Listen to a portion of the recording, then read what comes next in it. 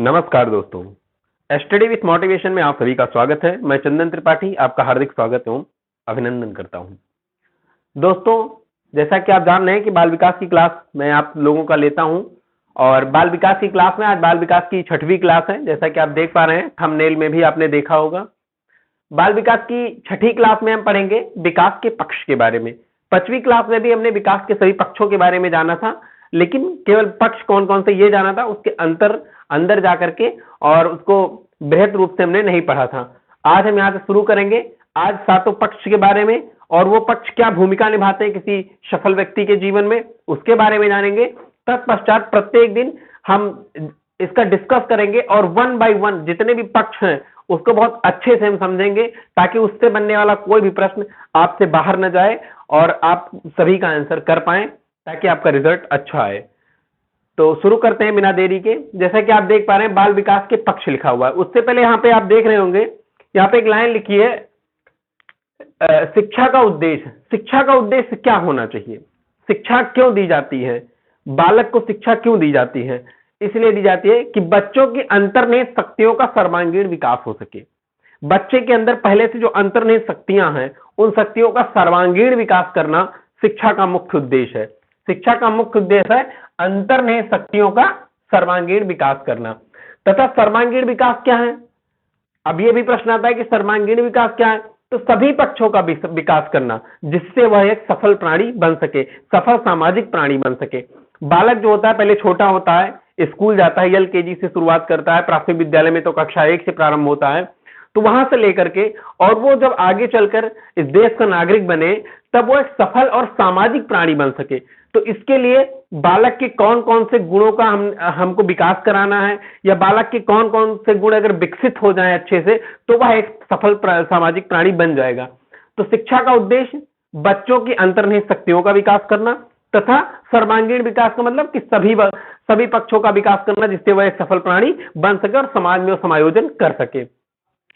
तो कौन कौन से पक्ष हैं कि जिसको अगर अच्छे से बच्चों को सिखा दिया जाए या बच्चों में विकसित कर दिया जाए, तो एक सफल प्राणी बन जाएंगे।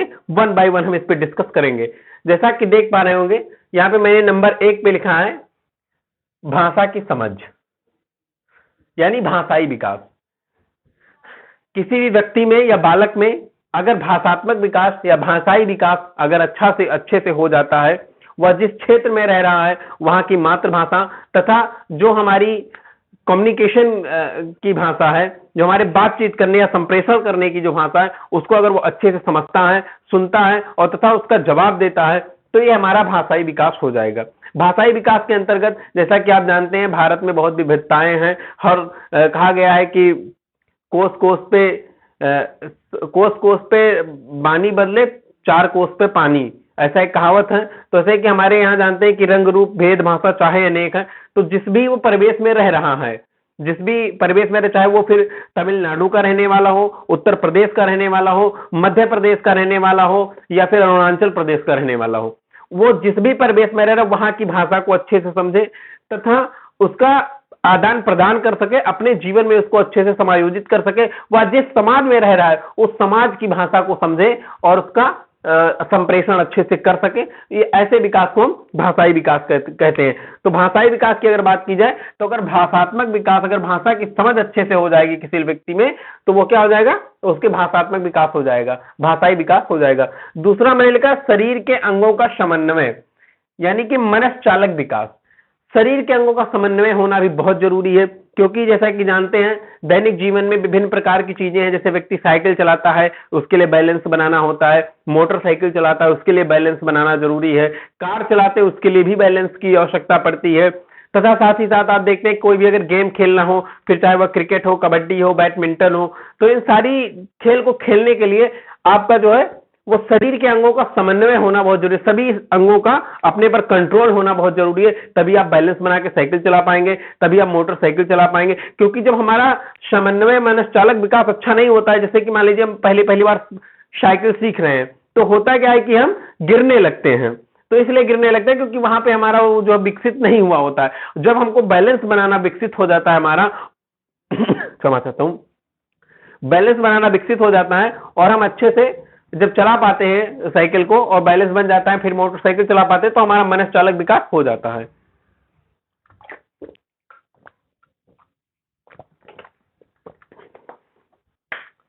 तो ये हो गया शरीर के अंगों का समन्वय विकास, मतलब सभी अंगों का अच्छे से विकास होना और उसका मस्तिष्क से एक अच्छा संबंध होना, ताकि हम बैलेंस बना सके, या किसी भी क्रिकेट को अगर खेल ले, किसी गेम को खेल ले, बैडमिंटन को खेल ले, तो उसको अच्छे से हम तभी खेल पाएंगे। जैसे मान लीजिए बैडमिंटन खेल रहे हैं, शटल वहां से आ रही है, तो उसको मारने के लिए हमको बार बार अपना बैडमिंटन नहीं देखना है, हमको अपने शरीर के अंगों का समन्वय विकास करना है, कि हमको इतना वो अभ्यस्त हो जाना है कि हमें पता होना चाहिए कि हाँ यहां से अगर हिट करेंगे तो वो ये वापस चली जाएगी, या अगर बॉल फेंक रहा है तो हमको बॉल को देखते रहना, ना कि बार बार हमें बैट देखना है और हमें हिट करना है। तो इसीलिए हमारे जो शरीर के समन्वय विकास हो जाएगा अच्छे से। तो ऐसे मनस चालक विकास, इसी को गामक विकास या इसी को मनोगत्यात्मक विकास भी कहते हैं, मनस चालक विकास को। ये हो गया दूसरा। तीसरा के स्वास्थ्य। स्वास्थ्य का मतलब शारीरिक विकास। हमारा स्वास्थ्य जो है बहुत प्रभावी होता है और कहीं ना कहीं बहुत बड़ी भूमिका दिखाता है इंसान को विकसित होने में, एक सफल सामाजिक प्राणी बनने में। कैसे होता है? जैसे मान लीजिए किसी व्यक्ति को किसी इस प्रकार का रोग हो गया जिससे वो अपने आप में कुंठा फील करने लगा, तो वो समाज में अच्छे से लोगों से नहीं मिल पाएगा, वो खुद से कुंठित हो जाएगा। और जब कुंठित हो जाएगा तो उसकी बहुत सारी चीजें, उसका भावात्मक पक्ष कमजोर हो जाएगा, उसका संज्ञानात्मक पक्ष कमजोर हो जाएगा, उसके अंदर अच्छे नैतिक मूल्य नहीं विकसित हो पाएंगे अगर उसका स्वास्थ्य नहीं सही है। अगर उसका स्वास्थ्य सही है तो लोगों से अच्छे से मिलेगा, समाज में भी उसकी अच्छी रिस्पेक्ट होगी। तो इसलिए शारीरिक विकास भी बहुत महत्वपूर्ण है, यानी कि स्वास्थ्य, अगर स्वास्थ्य अच्छा है तो शारीरिक विकास उसका डेफिनेटली बहुत ही अच्छा होगा। तो तीसरा हो गया हमारा शारीरिक विकास। चौथे की बात करेंगे समझ, जो कि मोस्ट इंपॉर्टेंट है। इसको चिंतन भी कहते हैं, समझ भी कहते हैं, संज्ञानात्मक विकास। चिंतन हो गया, समझ हो गया, समस्या समाधान करना, किसी भी समस्या को पहचानना, ये सब क्या है? संज्ञानात्मक विकास है। किसी भी प्रकार की समस्या है, चाहे वो सामाजिक है, आर्थिक है, राजनीतिक है, किसी प्रकार की समस्या है तो उसका समाधान चिंतन से ही होगा। तो ये हमारा जो संज्ञानात्मक विकास है, ये इन सभी चीजों पे काम करता है। जिस व्यक्ति का संज्ञानात्मक विकास अच्छे से हुआ है, वह आर्थिक, राजनीतिक, शारीरिक और विभिन्न प्रकार की किसी भी प्रकार की समस्याओं का समाधान कर सकता है, समस्याओं को पहचान सकता है और उसका संश्लेषण और विश्लेषण भी कर सकता है। तो ये बहुत ही महत्वपूर्ण है कि हमारा समाज, अगर संज्ञानात्मक विकास है, अगर संज्ञानात्मक विकास है तो उस व्यक्ति का भाषात्मक विकास भी अच्छा होगा, शारीरिक विकास भी अच्छा होगा, भावों का प्रबंधन भी कर पाएगा, नैतिक मूल्य भी उसके अच्छे होंगे। तो संज्ञानात्मक विकास हो गया हमारा, जिससे कि हमारे शरीर के समझ आता हूं, जिससे कि हमारा संज्ञानात्मक विकास होगा, ताकि हमें समस्या समाधान में हमें एक समस्या समाधान के लिए कह सकते हैं कि ऊर्जा मिलेगी, तथा समस्या समाधान में बहुत ही मदद करेगा अगर संज्ञानात्मक पक्ष या संज्ञानात्मक विकास हमारा अच्छे से होगा। पांचवें नंबर पर भावों का प्रबंधन करना, भावात्मक विकास। भावात्मक विकास भी बहुत ही महत्वपूर्ण है। और ये सारे जो विकास मैं आपको बता रहा हूं, ये जो सभी पक्ष बता रहा हूं, ये सात के सातों पक्ष एक दूसरे के पूरक हैं, एक दूसरे को प्रभावित करते हैं। अगर ये सातों पक्ष मजबूत होते हैं तभी एक, यहां पे लिख सकते हैं, सफल प्राणी।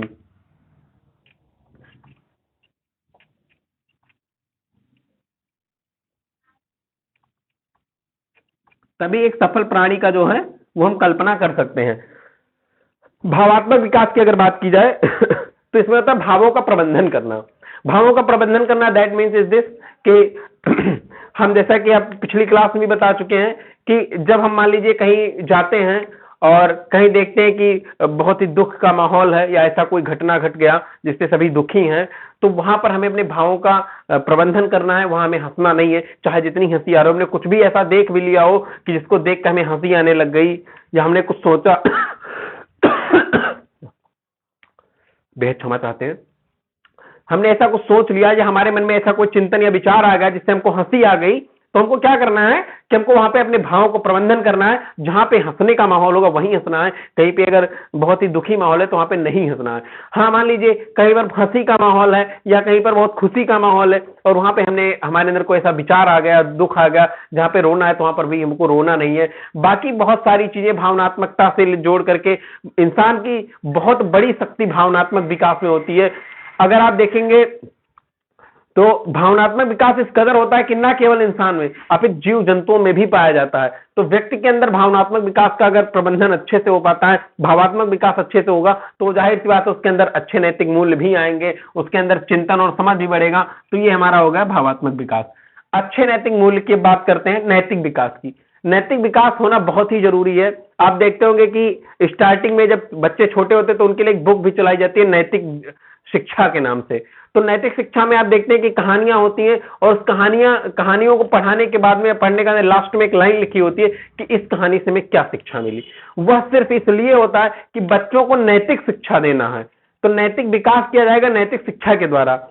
तो नैतिक विकास तभी हो पाएगा जब उनको नैतिक शिक्षा देंगे, नैतिकता के बारे में बताएंगे। नैतिकता के बारे में जैसे कि बड़ों का आदर करना चाहिए, हमें झूठ नहीं बोलना चाहिए, हमें चोरी नहीं करना चाहिए, और इसी को लेकर के बाकायदा पूरी कहानी होती है जो बालक को हम सिखाते हैं कि एक बालक था, वो चोरी करता था, दूसरा नहीं करता था। वो बालक पढ़ता लिखता था जो दूसरा चोरी नहीं करता था, आगे चल के ऑफिसर बना। जो चोरी करता था वो चोर हो गया और पुलिस ने उसको पकड़ लिया, उसको तमाम प्रकार की प्रताड़नाएं दी। तो मतलब उसमें हम बच्चों को ये दिखाते हैं कि हमें समाज के साथ में अच्छा व्यवहार करना चाहिए, नैतिक व्यवहार करना चाहिए, बड़ों का आदर करना चाहिए, झूठ नहीं बोलना चाहिए। तो ये सारी चीजें हैं, तो आगे चल के वो कहीं ना कहीं एक अच्छे समाज का निर्माण करता है जिसके अच्छे मूल्य विकसित होते हैं। तो ये हमारा हो गया नैतिक विकास।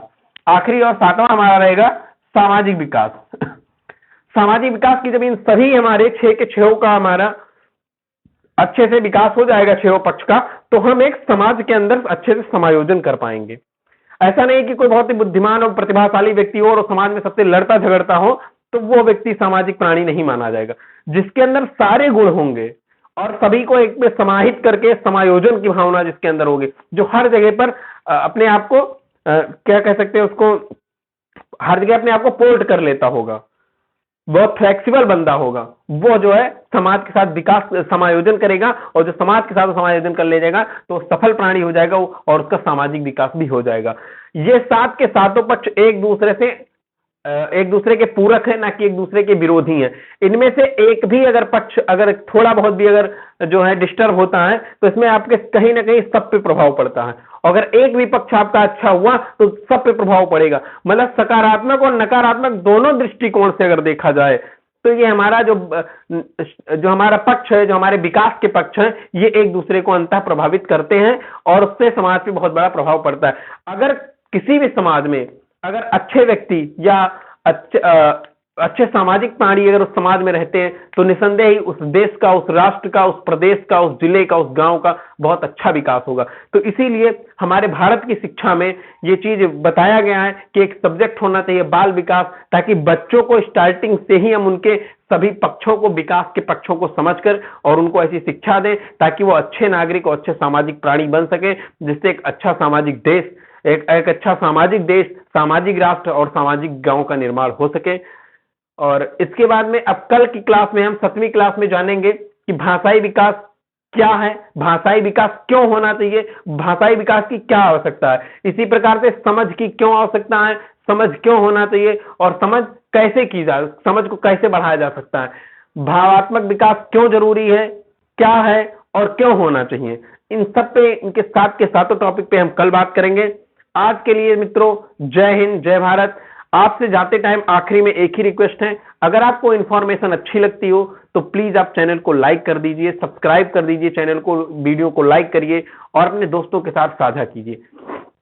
जैसा कि हम जानते हैं कि यूट्यूब पर बहुत बड़े बड़े यूट्यूबर हैं जिनके पास में अच्छे खासा इलेक्ट्रॉनिक बोर्ड है, लेकिन मैंने देखा है, मैं खुद पढ़ता हूं यूट्यूब पर, उनका काम करता है वो आपको समझाते ज्यादातर नहीं, कुछ अगर छोड़ दिया जाए कुछ चैनल्स को, वो क्या करते हैं कि वो आपको क्वेश्चन आंसर कराते जाते हैं, क्वेश्चन आंसर कराते जाते हैं। क्वेश्चन आंसर कराना ठीक है, लेकिन अगर पूरा कॉन्सेप्ट ही समझा दिया जाए तो मुझे लगता है ज्यादा बेहतर है। बाकी आपकी क्या राय है प्लीज आप कमेंट करें और स्टडी विद मोटिवेशन के साथ जुड़े रहे। ये आपका अपना यूट्यूब चैनल है, आप अपना समझ के कोई राय देंगे तो निसंदेह ही हम अगली वीडियो में उसे सुधारेंगे। तब तक के लिए जय हिंद, जय भारत।